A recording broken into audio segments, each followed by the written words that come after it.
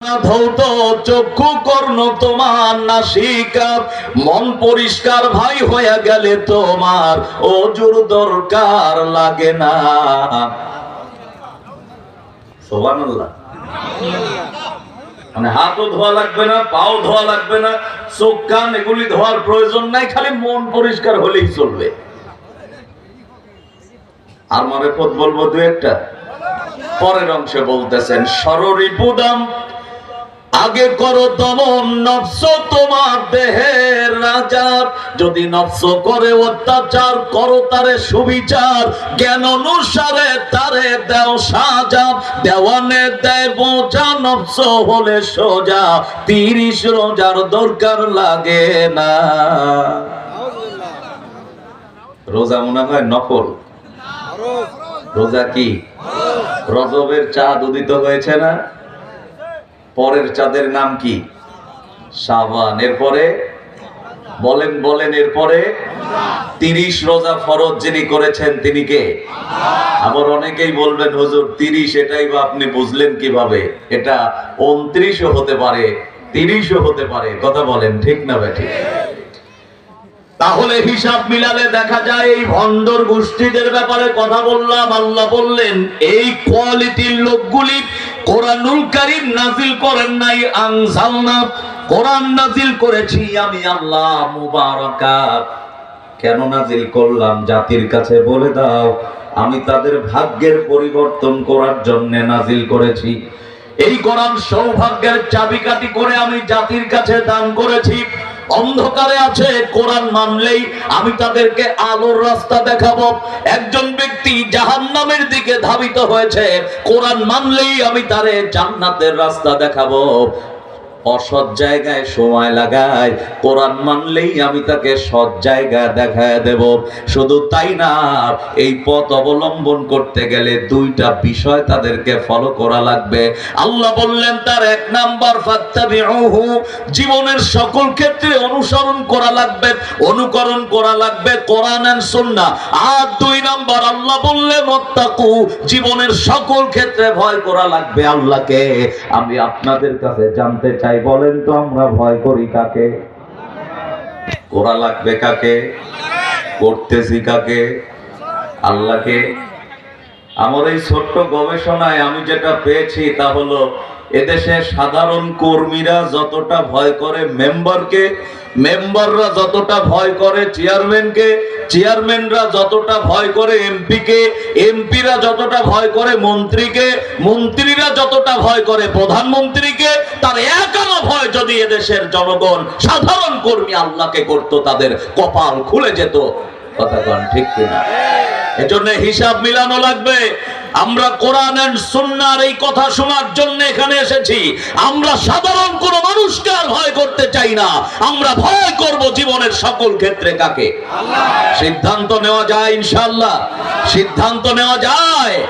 আল্লাহ রাব্বুল আলামিন বলেন যদি এই সিদ্ধান্ত নিতে পারো তাহলে আমি তোমাদেরকে যেই জিনিসটা দান করব তা হলো, এই আয়াতের শেষ অংশে আল্লাহ বললেন লাআল্লাকুম তুরহামুন। আরো জোরে আল্লাহু আকবার। আল্লাহ বলেন আসমান আর জমিনের যাবতীয় রহমত আর বরকতের দরজা আমি তোমাদের জন্য ওপেন করে দেব। তাহলে হিসাব মিলালে দেখা যায় আমরা কোন নেতাকে ভয় করতে চাই না, কোন চামচাকে ভয় করলে আকাশ আর জমিনের রহমত পাওয়া যাবে না।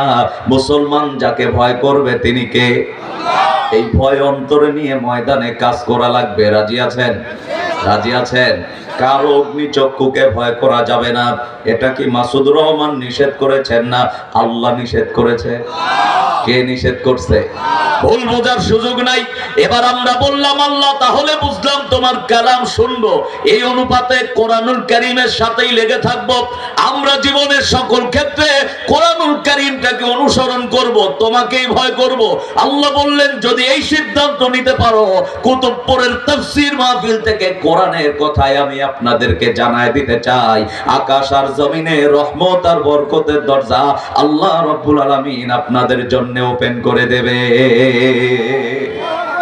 দরকার আছে? এরপরে বললাম আল্লাহ জাতি কোরআন কেন শুনবে? আল্লাহ সুবহানাহু ওয়া তাআলা সূরা আলে ইমরান 138 নম্বর আয়াতে তার চমৎকার ব্যাখ্যা দিয়ে জানায় দিলেন, ওয়া হাযা বায়ানুল লিন্নাসি ওয়া হুদা ওয়া মাউইযাতাল লিল মুত্তাকিন। আরো জোরে পড়েন আল্লাহু আকবার। কার কথা? আয়াতের দিকে খেয়াল করেন।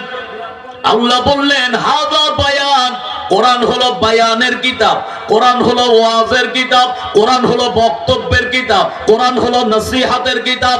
পাঁচজন কর্মীও যদি তোমার সামনে থেকে যায়, তুমি নিজেকে রাহবার যদি অনুসরণের মাধ্যমে মনে করো তুমি জাতির রাহবার হবা, নেতা হবা, ইমাম হবা, তোমার কাজ হলো ওই 10 জন কর্মীর সামনে কোরআন দিয়ে বক্তব্য দেওয়া। হুকুম কার? না মাসুদুর রহমানের? এখন আপনি স্টেজে উঠেই বলেন এটা তো আমাদের না, এখানে আমাদের কথা বলার যোগ্যতা নাই। কোরআনের স্টেজ মিয়া, তোমার যোগ্যতা নাই, তোমারে উঠতে কে বলেছে? নিজেকে মুসলিম দাবি করার পরে জাতির সামনে এ কথা বলো, তোমার লজ্জা করে না? এরপরেও তুমি জাতির রাহবার সাজার চেষ্টা করো। আল্লাহ বললেন সুযোগ নাই। যারা জাতির সামনে কোরআন দিয়ে জাতিকে দিক নির্দেশনা দিতে পারে না, তাদের বক্তব্য দেওয়া যাবে না। কার হুকুম? কার হুকুম? সূরা আলে ইমরান 138 নম্বর আয়াত, একটু হিসাব মিলায় নেবেন। আল্লাহ রাব্বুল আলামিন বলেছেন 10 জন কর্মীর সামনে কথা বললে কি দিয়ে বলা লাগবে? কথা কন, কি দিয়া? কিন্তু আমরা লক্ষ্য করে দেখি কিছু ভাইরা মসজিদে কোরআন দিয়ে তালিম দিলে সেখানে বাধা আছে না? মসজিদ কার ঘর? কোরআন কার কিতাব? আল্লাহর ঘরে আল্লাহর কিতাবের তালিম হবে, তুমি বাধা দেওয়ার কে? তাহলে কি আমি মেনে নেব তুমি আবু জেহেলের খালাতো ভাই? তাহলে কি আমি ভেবে নেব তুমি নমরুদ আর ফেরাউনের মাস্তাতো ভাই? আমি কি এটা মেনে নেব তুমি নব্য যুগের আবু জেহেল? আমি কি এটাই ভাববো যে তুমি আবু জেহেলের আশেপাশের ডান বামের এক একটা চামচা? এটা যদি না হবে তাহলে তুমি তালিম কোরআনের বন্ধ করার কে? তুমি এই সাহস কোথায় পেলে? বরং আমরা এটা উপলব্ধি করতে পারতাম, একজন ব্যক্তি কোরআনের 5টি আয়াত দিয়ে তালিম দেয়, তোমার যদি হিম্মত থাকে প্রতিবাদ করার, তুমি 10টা আয়াত পড়ে তোমার কর্মীদেরকে মসজিদে নিয়ে তালিম দাও। কথা কান ঠিক না? ভুল বললাম? তাহলে এবার হিসাব মিলায় নেন, আমার মূল আলোচনায় চলে যাই। আল্লাহ বললেন জাতির রাহবার যারা হবে, জাতির ইমাম যারা হবে, জাতির নেতা যারা হবে, এই নেতাদের গুণগুলি কি কি লাগবে? কি গুণ থাকলে তারা নেতৃত্ব দিতে পারবে, আর কোন গুণ থাকলে জাতিরা তাকে নেতৃত্বের আসনে আসীন করে রাখবে, এই গুণগুলি জানার দরকার আমাদের আছে না নাই? সবাই বললেন না, একটু আওয়াজ করে বলেন আছে না নাই? আল্লাহ রাব্বুল আলামিন এই গুণগুলির ব্যাপারে বক্তব্য দিতে গিয়ে সর্বপ্রথম তিনি যেই গুণের কথা বললেন, রাব্বুল আলামিন বললেন যদি কেউ কোনো জাতির নেতৃত্বের আসনে আসীন হতে চায়, এখন তো আমরা 24-এর পরবর্তী সময়ে দেখলাম কর্মী আছে ময়দানে, যত নেতা আছে তার থেকে বেশি, কিন্তু কোয়ালিটিফুল নেতার দরকার আমাদের। আমরা চিনি না, যে বলে আয় রে সেই দিকেই যাই রে, বুঝা শোনার নাই রে। আমি গবেষণায় লিপ্ত হলাম, আমার এই সংক্ষিপ্ত গবেষণায় কয়েকটা পয়েন্ট আমি কোট করতে সক্ষম হয়েছি। এই পয়েন্টগুলি একজন জাতি যদি অনুসরণ করে, তাহলে আগামীতে কোরআনের সান্নিধ্যে থেকে আগামীর বাংলাদেশ বিনির্মাণে কোন লিডারদের পাশে থাকবো আল্লাহ তা ওপেন করে দিলেন। এটা জেনে বুঝে আমল যারা করবে, জাতির কল্যাণ তাদের জন্যই সাধিত হয়ে যাবে। আমার দিনী ভাইরা, 1 নাম্বার গুণ যেটা লাগবে আল্লাহ কোরআনে বললেন সেটা হলো তাকওয়া। কথা বলেন, সেটা কি? তাকওয়া বলতে কি বোঝেন? সঠিক একবারে সহজ কথা, যার ভেতরে আল্লাহর ভয় আছে। আল্লাহর ভয় আছে মানে এটা কি বুঝি? আজান হয়ে গেলে লেপ আর তুষক গায়ের উপরে দিয়ে ঘুম পাড়া, আল্লাহ মনে হয় আসতেছে ধরতে, এটা ভয়? বরং আজান হয়ে গেলে যাদের ভেতরে আল্লাহর ভয় আছে, তারা যদিও শীতের তীব্রতা বাইরে হাত বের করা যায় না, তারা লেপ আর কম্বলের মহব্বত ত্যাগ করে বিছানা থেকে উঠে ঠান্ডা পানি দিয়ে ফজরের সালাতে হাজির হবে যারা, ওইটাই হবে মুসলিমদের 1 নাম্বার রাহবার। কথা বলে ঠিক না বেটা?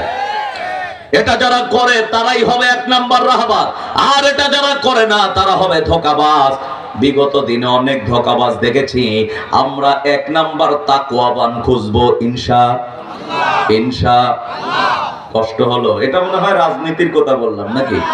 না, কোন রাজনীতি না, কারণ এটা জাতির চরিত্রের পরিবর্তন করার জন্য যেই পয়েন্ট আল্লাহ কোরআনে দিয়েছেন আমরা সেই কথাগুলি জাতিকে বলবো। বলবেন হুজুর এটার দলিল কি? আল্লাহ রাব্বুল আলামিন সূরা হুজুরাতের 13 নম্বর আয়াতে বললেন, ইন্না আকরামাকুম ইনদাল্লাহি আতকাকুম। জোরে পড়েন আল্লাহু আকবার। তাহলে এক একজন লিডার, এক একজন রাহবার, এক একজন নেতার এই কোয়ালিটি যদি আমরা দেখি, বলেন তো ফজরের সালাতের জামাতের লোক কমবে না বাড়বে? কমবে না বাড়বে? খালি আমাদেরকে একটু জাগতে হবে, আমাদেরকে একটু জাগতে হবে। তাই তো আমার একজন ভাই বললেন, জাগো জাগো জাগো বীর মুজাহিদ জাগো, জাগো জাগো জাগো বীর মুজাহিদ জাগো, জাগো জাগো জাগো বীর মুজাহিদ জাগো, জাগো জাগো জাগো বীর মুজাহিদ জাগো। আসুক যত বাতিল ফিরকা নাস্তিকেরই দল, রুখতে কেহ পারবে না রে আল্লাহ মোদের বল। একটু আওয়াজ করে বলা লাগবে, ঠিক? আসুক যত বাতিল ফিরকা নাস্তিকেরই দল, রুখতে কেহ পারবে না রে আল্লাহ মোদের বল। জেল জুলুম আর ফাঁসি রশি, জেল জুলুম আর ফাঁসি রশি রঙিন স্বপ্ন গো, জাগো জাগো জাগো বীর মুজাহিদ জাগো, জাগো জাগো জাগো বীর মুজাহিদ জাগো, জাগো জাগো জাগো বীর মুজাহিদ জাগো। আবারও আমরা জাগবো ইনশাআল্লাহ। তাহলে আগামীতে মাসুদুর রহমান যদি বলে আমি আপনাদের নেতা, আপনারা কোনটা দেখবেন? সহজ ভাবে বুঝেন, কোনটা দেখবেন? আগে আমার ভেতরে আল্লাহর ভয় আছে কিনা, আযান হয়ে গেলে আমি মসজিদে যাই কিনা, এটা আগে দেখবেন। যিনি মসজিদে সালাতের জন্য যায় না, সিজদাল মুসল্লি সাথে, এরা কখনো জাতির কল্যাণ করতে পারে না। কথা কার? কেমনে বুঝবেন? খেয়াল করেন। হযরতে ওমর ফারুক রাদিয়াল্লাহু তাআলা মদিনার মসজিদে বসে আছেন। একজন সাহাবী তিনি মসজিদের এক প্রান্ত থেকে আরেক প্রান্ত হাঁটতেছে। হযরত ওমর লক্ষ্য করে দেখলেন উনি আবারও ওই প্রান্ত থেকে আরেক প্রান্ত হেঁটে হেঁটে চলে যায়। কয়েকবার যখন ঘুরে যায়, হযরতে ওমর তারে জিজ্ঞাসা করলেন, ভাইরে কেন তুমি হাঁটতেছ? মানুষের সামনে কেন নড়াচড়া করে এতবার তুমি পাকাপাকি করো, কারণটা কি? উনি ওমরের সামনে বললেন, ওমর রে আপনি কি বুঝেন না আল্লাহর ভয় অন্তরে আছে বলেই আমি মসজিদে হাঁটাহাঁটি করতেছি। বুখারীর বর্ণনায় আসছে হযরত ওমর তৎক্ষণাৎ সাহাবীকে ডেকে বললেন, ও নবীর সাহাবী জেনে নাও, তুমি যেমন আমার সামনে বললে আল্লাহর ভয় অন্তরে আছে বলে তুমি ডান থেকে বামে যাও, বাম থেকে ডানে যাও, সামনে থেকে পেছনে, পেছন থেকে সামনে যাও, হিসাব মিলায় নাও। তোমার বাহ্যিক অবস্থান দিয়ে যেমন আমাকে বললে আল্লাহর ভয় আছে, তোমার আভ্যন্তরীণ অবস্থাতেও যেন এটার প্রকাশ পায়। মনে রাখবা, আভ্যন্তরীণ আর বাহ্যিক এই দুইটা মিলে যদি আল্লাহর ভয় অন্তরে না থাকে, মনে রাখবা তুমি অরিজিনাল তাকওয়াবান না, তুমি হলে মুনাফিক। কারণ মানুষ দেখানো আমল এটা কারা করে? কথা বলেন না, কারা করে? মুসলমানের সাথে মিশে গেলে তাদের রূপ ধারণ করে, আবারও কাফেরদের সাথে মিশে গেলে তাদের রূপ ধারণ করে। হিসাব মিলালে দেখা যায় এরা কোশ্চিন কালেও মুসলমানদের কল্যাণ করলেও হতে পারে না। আমি কোরআন স্টাডি করতে গিয়ে দেখলাম কাফেররা মুসলমানদের ক্ষতি কম করেছে, কিন্তু মুনাফিকেরা মুসলমানদের ক্ষতি সবচেয়ে বেশি করেছেন।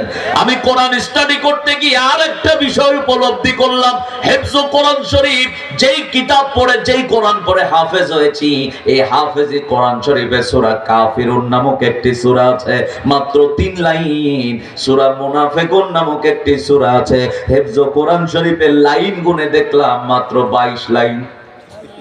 কয় লাইন? আল্লাহ যেন প্রমাণ করে দিলেন কাফেররা যতটা না ক্ষতি করেছে, মুনাফিকেরা তার থেকে বেশি ক্ষতি করেছে। তাহলে এই মুনাফিক আমাদের ভেতরে মিশে আছে, কথা কোন ঠিক না? মুনাফিক থেকে মুসলিম আলাদা হওয়ার জন্য, আগামীর রাহবার তৈরি করার জন্য আমাদের সিদ্ধান্ত নেওয়া লাগবে।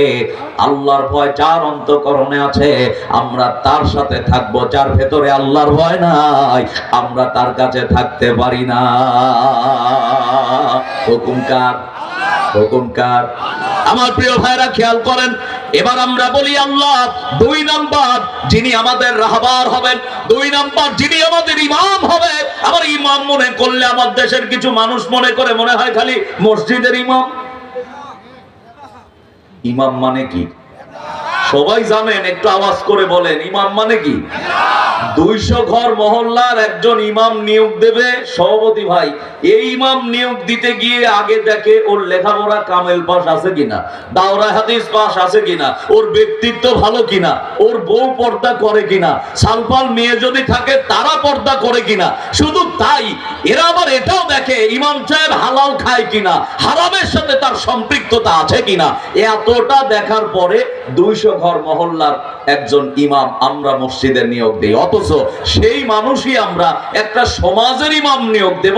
ও মদ খাইলেও অসুবিধা নাই, জুয়া খেললেও সমস্যা নাই, হারাম খাইলেও অসুবিধা নাই, ওর সাথে নারীদের অবাধ মিলামেশা অহরহ থাকলেও সমস্যা নাই। আমরা আরবি ইমাম মানি, কিন্তু বাংলা ইমাম মানি না। সিদ্ধান্ত নেওয়া লাগবে আল্লাহর এই কথাগুলি। আমরা বললাম আল্লাহ 2 নাম্বার এই রাহবারের দায়িত্ব যারা পালন করবে, ইমামের দায়িত্ব যারা পালন করবে, এদের কি কোয়ালিটি লাগবে? আল্লাহ রাব্বুল আলামিন চমৎকার করে বললেন সূরা আলে ইমরান 161 নম্বর আয়াত, জাতির সামনে বর্ণনা করে দাও ওদেরকে আমানতদার হওয়া লাগবে। সুবহানাল্লাহ কহেন না? কি হওয়া লাগবে? আমানতদার। বোঝেন? নবী বলেছেন মুনাফিকের প্রাথমিক আলামত 3টা। হাদাসা কাযাবাত ওয়া ইযা ওয়া'আদা আখলাফা ওয়া ইযা তুমিনা খানাত। কথা বললে মিথ্যা বলে, আমানত রাখলে তার খেয়ানত করে। এই আমানতের খেয়ানত যারা করে এরা কখনো অরিজিনাল ঈমান হওয়ার যোগ্যতা রাখে না। ঘোষণা কার? তাহলে আল্লাহ কোরআনুল কারীমে কি বললেন খুব ভালো করে খেয়াল করেন। আল্লাহ রাব্বুল আলামিন চমৎকার করে বলেছেন ওয়া মান ইয়াগলুল ইয়াতি বিমা ক্বাল্লা ইয়াউমাল কিয়ামাহ। জোরে পড়েন আল্লাহু আকবার। গলুল, এই গলুল শব্দের ব্যাখ্যা পড়তে গিয়ে দেখলাম গলুল মানে হলো খিয়ানত করা, গলুল মানে হলো জোর করে অন্যের সম্পদ দখল করে নেওয়া, গলুল মানে হলো সরকারি সম্পত্তি থেকে কোনো কিছু গোপন করা। এই গলুলের ব্যাখ্যা করতে গিয়ে মুফাসসির চমৎকার একটা তথ্য বলেছেন। তাফসীরের ভেতরে আসছে আব্দুল্লাহ ইবনে আমর বলেন রাসূল সাল্লাল্লাহু আলাইহি ওয়াসাল্লামের জিনিসপত্র দেখাশোনার জন্য একজন লোককে দায়িত্বে রাখা হয়েছিল। এই লোকটাকে ডাকা হতো কারকারা বলে। কথা বলেন কি বলে? কারকারা বলে। আল্লাহর নবীর যাবতীয় আসবাবপত্র দেখাশোনা তিনি করতেন। হঠাৎ করে একদিন কারকারা মারা গেল। লোকেরা এসে রাসূল সাল্লাল্লাহু আলাইহি ওয়াসাল্লামকে জানালেন, ইয়া রাসূলুল্লাহ, কারকারা পৃথিবীতে নাই, কারকারা পৃথিবীর জমিনের সফর শেষ করে বিদায় নিয়েছেন। আল্লাহর নবী মুহাম্মদুর রাসূলুল্লাহ সাল্লাল্লাহু আলাইহি ওয়াসাল্লাম তিনি তৎক্ষণাৎ জানায় দিলেন, সাহাবায়ে কেরাম জেনে নাও তোমাদের মন্তব্য কি আমার কাছে ব্যক্ত করো। লোকেরা ব্যক্ত করছেন, নবী গো আমাদের মন বলতেছে কার কারা জান্নাতি হয়ে গেছে। আল্লাহর নবী কয়েকবার শুনলেন, এরপরে রাসূলুল্লাহ বললেন, এ আমার সাহাবীরা জেনে নাও, তোমরা বলতেছো কার কারা জান্নাতি হয়ে গেছে, তবে জেনে নাও আমি রাসূল তোমাদের সামনে বললাম কার কারা জাহান্নামী নাই রে, কার কারা জান্নাতি নয়, কার কারা জাহান্নামে চলে গেছে। জোরে বলেন নাউযুবিল্লাহ। কেন তিনি জাহান্নামে গেলেন? আল্লাহর নবীকে স্বপ্ন দেখলেও সেই ব্যক্তি জাহান্নামে যাবে না, অথচ কার কারা জাহান্নামে গেলেন রাসূল বললেন। আল্লাহর নবীর কাছে তারা ধর্ণা দিলেন আর জানতে চাইলেন, ইয়া রাসূলুল্লাহ কার কারা কেন জাহান্নামে গেছে জানতে চাই। আল্লাহর নবী মুহাম্মদ রাসূলুল্লাহ সাল্লাল্লাহু আলাইহি ওয়াসাল্লাম তৎক্ষণাৎ এই আয়াতটা তেলাওয়াত করে শোনায় দিলেন। তোমরা কি দেখো নাই? আল্লাহ সূরা আলে ইমরানের 161 নম্বর আয়াতে বললেন, ওয়ামাই ইয়াগুলুল ইয়াতি বিমা গাল্লা ইয়াউমাল কিয়ামাহ। জোরে পড়েন আল্লাহু আকবার। আমানতের খেয়ানত যারা করবে, অন্যের সম্পদ দখল করবে, রাষ্ট্রীয় সম্পদ দখল করবে, জনগণের সম্পদ দখল করবে, এরা নিজেকে যতই আল্লাহওয়ালা বলে ফ্ল্যাশিং হয়ে যাওয়ার যতই কথা বলুক না কেন, আল্লাহর মানদণ্ডে তারা কখনো জান্নাতি নয়। ওর বাড়িটা সার্চ করো, ওর রুমটা সার্চ করো, দেখবা কেন আমি বলেছি কার কারা জাহান্নামে গেছে তার নমুনা জানতে পারবা। প্রিয় বন্ধুগণ আমার, আল্লাহর নবীর কথা শুনে সাহাবায়ে কেরামদের ভেতর থেকে জলিলুল কদর সাহাবীগুলি একত্রিত হয়ে গেলেন। কার কারা রুমের ভেতরে প্রবেশ করলেন, তার আসবাবপত্রগুলি এক এক করে বাইরে বের করা হচ্ছে, তার হাড়ি পাতিলগুলি বের করা হচ্ছে। হঠাৎ করে লক্ষ্য করে দেখা যায় কার কারা আল্লাহ রাসূলকে না বলে তার একটি জুব্বা তিনি তার একটি হাড়ির ভেতরে গোপন করে রেখেছে। আল্লাহর নবী বললেন, আমাকে বলে নাই আমার এই সম্পদটা তিনি আত্মসাৎ করেছে। জেনে রাখবা, সম্পদ আত্মসাৎ যদি করে, গলুল শব্দের ব্যাখ্যায় আল্লাহ পাক বলেছেন আত্মসাৎকারী কখনো আল্লাহর জান্নাতে যেতে পারে না, এই ব্যক্তি কখনো ভালো ইমাম হতে পারে না, এ জাতির রাহবার হওয়ার যোগ্যতা রাখে না, এ জাতির ভালো নেতা হওয়ার যোগ্যতা রাখে না। এখন আপনাদের কাছে জানতে চাই, এই আমানতের খেয়ানতকারী রাহবার আর ইমাম আমার দেশে আছে না নাই? কথা বলেন না, কে আছে না নাই? বিগত 17 বছর এই কথা আজ পর্যন্ত ওপেন বলতে পারলাম না। এই 17 বছরের ইতিহাস দেখবেন, এক একজন মিলিয়ন বিলিয়ন ট্রিলিয়ন সম্পদ, আমার সম্পদ আপনার সম্পদ যারা আত্মসাৎ করে খেয়েছে, আল্লাহর কসম করে বলি 24-এর পরেও যারা খেয়েছে, এরা কখনো অরিজিনাল ইমাম হতে পারে না, রাহবার হতে পারে না, নেতা হতে পারে না। কথা বলেন ঠিক কিনা? সুতরাং হিসাব মিলানো লাগবে। এই আমানতদারিতা যার ভেতরে নাই, তাকে রাহবার মানার কোনো সুযোগ নাই। এটা কার কথা? তাহলে আমানতদার নেতার দরকার আছে। আমার কি আর বলা লাগবে যে আপনারা কার সাথে? পয়েন্ট বলছি কয়টা? একেবারে ওপেন করে দেব। বলেন কয়টা? 2টা। আমি বলবো না যে আপনারা এইদিকে যান ওইদিকে যান। আল্লাহ যেদিকে যেতে বলেছেন আপনারা বিবেকবান মুসলিম আর মুমিন হিসাবে সেই দিকে যাবেন, এটা হলো আল্লাহর দাবি। ঠিক না বেঠিক? মাসুদুর রহমানের কথা শোনার টাইম আপনাদের নাই। মাসুদুর রহমান যদি কোরআন থেকে বলে এটা শুনতে আপনারা বাধ্য, কারণ মুমিনের একটি চরিত্র আছে, কাফের আর মুনাফিক বেঈমানদের একটি চরিত্র আছে। মুমিনদের চরিত্র হলো কোরআন থেকে কথা বললে তাদেরকে মানতে হবে, তারা মানতে বাধ্য। কোরআনের ভাষায় সামিউনা ও আতানা, তারা কোরআনের কথা শুনবে আর মানবে। আর যারা মুনাফিক, জালেম, নাস্তিক, এদের চরিত্র হলো কেন মানবো, কি কারণে মানবো। আল্লাহ বলেছেন সামিউনা ও আসাইনা, এটা হলো তাদের চরিত্র। আমরা মুমিনদের চরিত্রে চরিত্রবান হতে চাই। ঠিক না বেঠিক? রাজি আছেন ইনশাআল্লাহ? কারা কারা রাজি আছেন একটু 2 হাত তুলে দেখান তো দেখি। লিল্লাহি তাকবীর, নারায়ে তাকবীর। আল কোরআনের আলো, আল কোরআনের আলো। আর ঘরে জ্বালানোর সুযোগ নাই, এবার সংসদে জ্বালাতে হবে। কথা বলেন ঠিক না বেঠিক?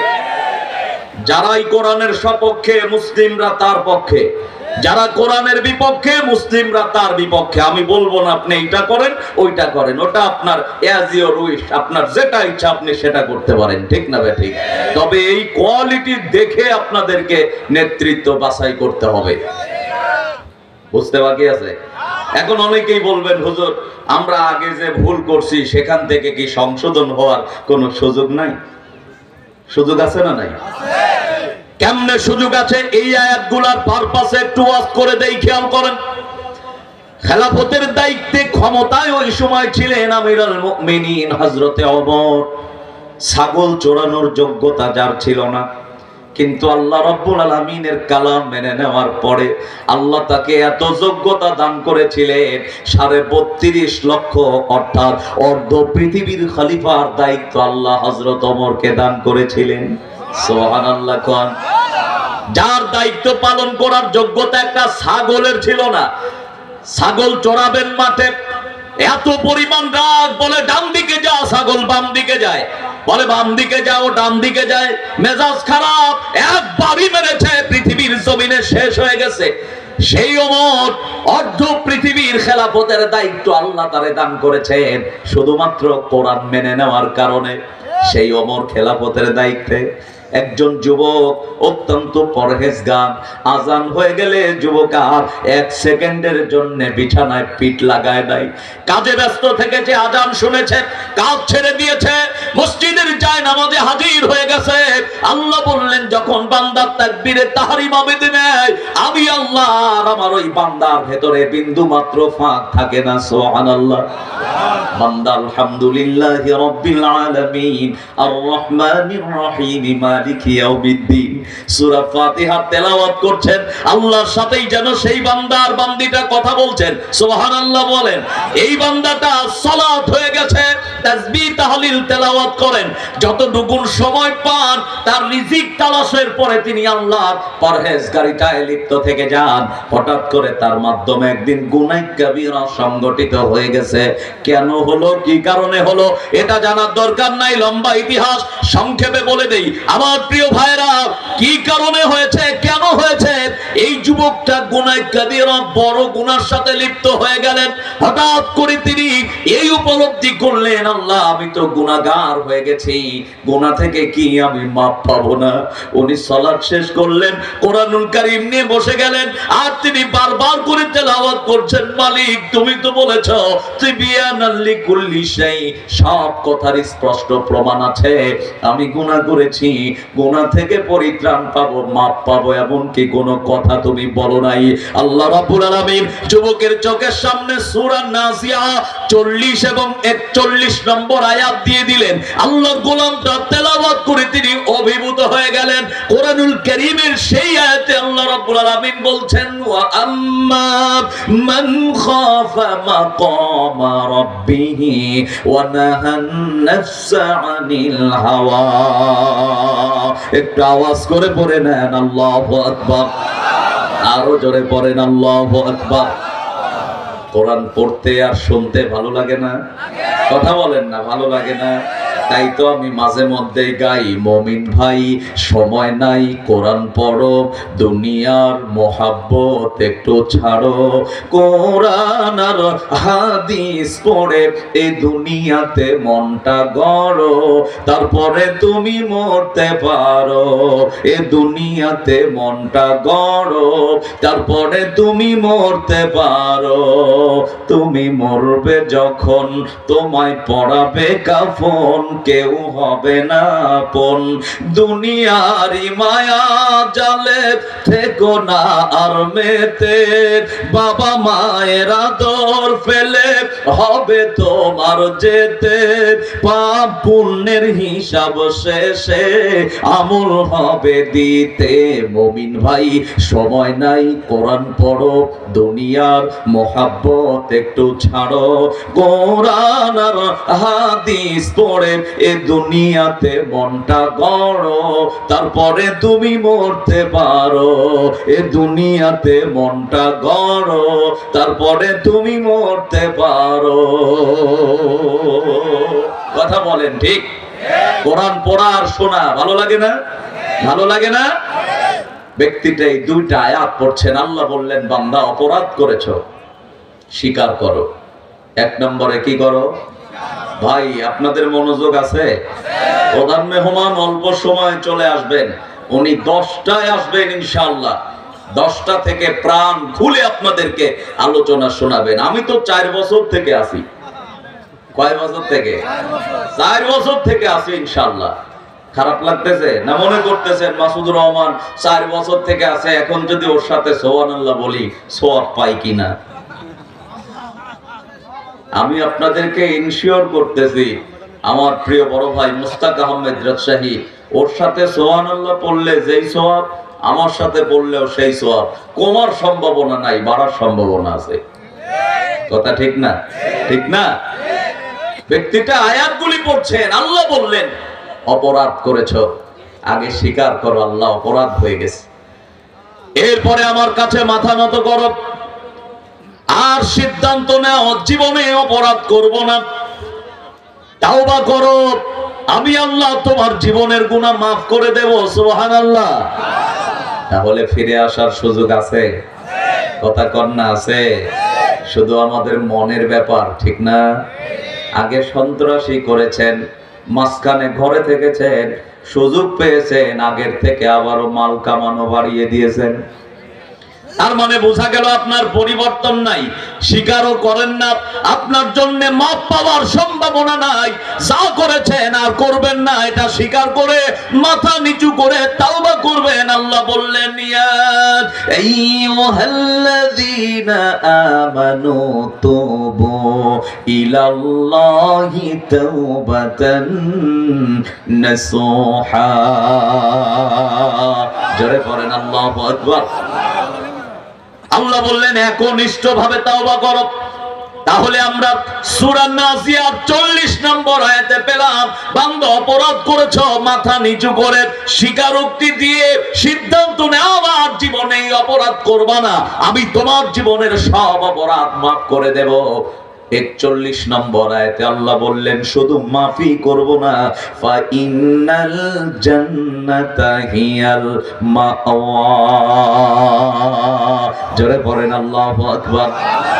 আল্লাহ বললেন আমি তোমাদেরকে মাফ করার পাশাপাশি জান্নাতি মেহমান করে নেব। সুবহানাল্লাহ। তাহলে আল্লাহ মাফও করলেন, জান্নাতও দিবেন বলে তিনি সিদ্ধান্ত জানালেন। এখন আমরা যদি এর পরেও ফিরে না এসে শুধু বলি যার একটু সুযোগ হলেই আমরা এইটা করতাম ওইটা করতাম, আল্লাহ বলবেন সিদ্ধান্ত নিতে যদি ভুল করো কিয়ামতের ময়দানে মুসিবত আছে। বলেন ঠিক না ভাই? ঠিক মুসিবত আছে না? আমার প্রিয় ভাইরা খেয়াল করেন, আল্লাহ রাব্বুল আলামিন কত চমৎকার করে বললেন জাতিকে আমি মাফ করে দেব, আর 2 নম্বরে বললেন জান্নাত দেব। মুফাসসির বর্ণনা করেছেন আল্লাহর গোলাম এই 2টা আয়াত পড়তে পড়তে তিনি সেন্সলেস হয়ে গেলেন, জ্ঞান হারা